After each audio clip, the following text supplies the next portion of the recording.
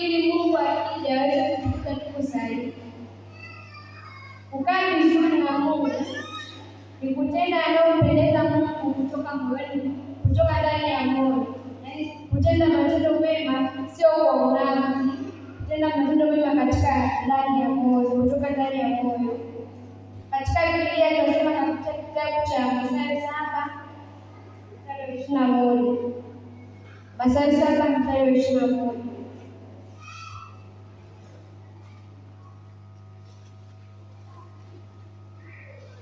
Neno la Mungu linasema, si kila mtu aniambiaye Bwana, Bwana atakayeingia katika ufalme wa mbinguni, bali yeye afanyaye mapenzi ya Baba yangu aliye mbinguni. Neno la Mungu linasema kwamba si kila mtu anayemuita Bwana, Bwana. Kwa mfano, sisi tunapokuja kanisani hapa kwa tunamuomba Mungu, tunamsifu Mungu na kumwabudu Mungu, anasema kwamba si kila mtu anayemuita atakayeingia katika ufalme wa mbinguni. Kuna wengine wanakuja makanisani, lakini ndani ya moyo wao yawezekana hawamjui Mungu, yawezekana hawajawahi kuhusu Mungu. Halafu nje ya wanadamu tunapomuona, tunaona kama yeye anatenda matendo mema, anakuja kanisani, anahudhuria ibada ya kila siku, lakini akirudi nyumbani unakuta yeye mwenyewe ndio mlevi, yeye mwenyewe ndio mchunganishi, yeye mwenyewe ana tabia chafu, yeye anajulikana na tabia chafu. Neno Mungu linasema si kila mtu atakayemwita Bwana, Bwana atakayeingia katika ufalme wa mbinguni. Unakuta kwa mfano wewe uko nyumbani umekuwa mlevi, ukija hapa kanisani unataka kumwita Mungu, naomba nisaidie katika kitu hichi. Mungu naomba nisaidie katika kitu hichi. Mungu sawa anaweza kusaidia, lakini katika siku ya kuingia katika ufalme wa mbinguni hautaingia, kwa sababu ulikuwa unatenda mema machoni pa watu, lakini ndani ya moyo haujawahi kuanza kuhusu matendo hayo mema unayoyatenda. Bwana Yesu asifiwe. Neno la Mungu linasema 22, wengi wataniambia siku ile, Bwana, Bwana, hatukufanya unabii kwa jina lako? Neno la Mungu linasema kuna wengine wanafanya sawa unabii, manabii wanafanya unabii kwa jina la Mungu, lakini ukisoma katika Biblia katika Yeremia 8:4, Mungu anasema kwamba kuna manabii wa uongo ambao wanafanya unabii wa uongo, lakini wanatumia jina la Mungu.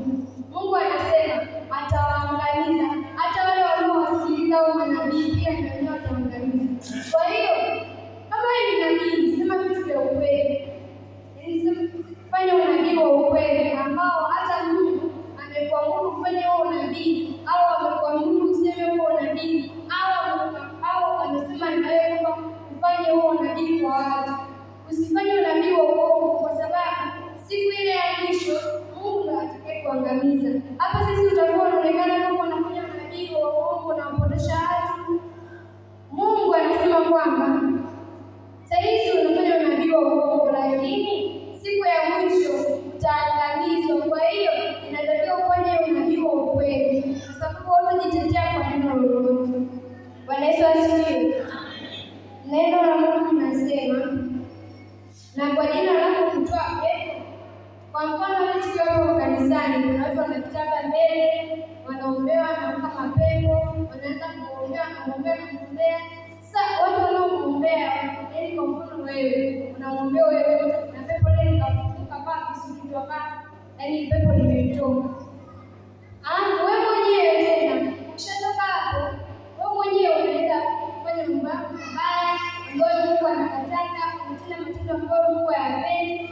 Hata kijiji kanisa unafanya hivyo, Mungu anasema kwamba siku ile itakayokuja hautajitetea kwa neno lolote. Hautasema kwamba nilikuwa mchungaji, hautasema kwamba nilikuwa mtumishi wako, hautasema kwamba ulikuwa nabii wake, wala hautasema kitu chochote, hautajitetea kitu chochote. Hautasema kwamba ulikuwa shemasi, hautasema kwamba ulikuwa mwalimu wa watoto, hautasema kwamba ulikuwa mtoto. Maana sisi watoto inabidi tucheze matendo mema. Kama mfano mtoto kama niliyefikia umri hapa, najua kabisa nikiiba najua ni dhambi, au najua kabisa Ukijua yaani wewe mtoto ukishajua kwamba mema na mabaya, inabidi utende mema.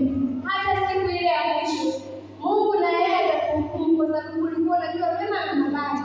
Kwa mfano watoto wazazi labda wanaacha hela, sisi tunaiba. Tunajua kabisa kuiba ni dhambi. Kwa hiyo siku ile Mungu atakapokuja na wewe pia utahukumiwa kwa sababu ulikuwa unajua kuhusu mema na mabaya. Bwana Yesu asifiwe.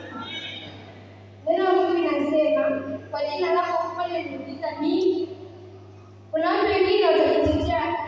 Anasema nilikuwa naombea watu wanapona, walikuwa wanapona kwa mfano mtu alitembea na magongo, akamwombea akapona, na Mungu wakati kutembea naye. Kuna wengine watajitetea hivyo, lakini Mungu anasema kwamba sawa wanajitetea. Je, ulikuwa unamjua Mungu kutoka ndani ya moyo au unaanza kuhusu Mungu? Au ulikuwa tunataka miujiza lakini moyoni mwako haujawahi kuanza kuhusu Mungu na haujawahi kumjua Mungu? Bwana Yesu asifiwe. Neno la Mungu linasema ndivyo